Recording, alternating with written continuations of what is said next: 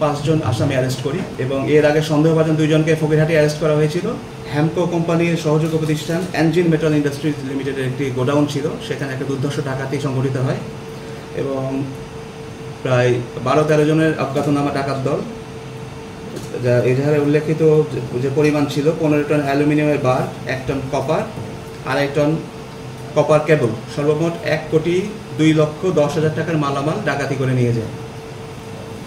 শুরুতেই আমরা ব্যাপারটা খুবই সিরিয়াসলি নেই এবং ডাকাতি সংগঠনের সাথে সাথেই আমরা তৎপরতা শুরু করি।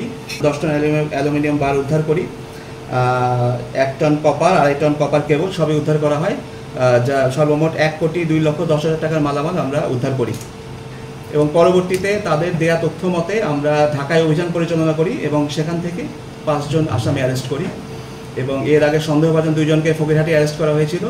এই মামলা সংক্রান্তে টোটাল 9 জনকে অ্যারেস্ট করা হয়েছে এবং সমস্ত মালামাল উদ্ধার হয়েছে।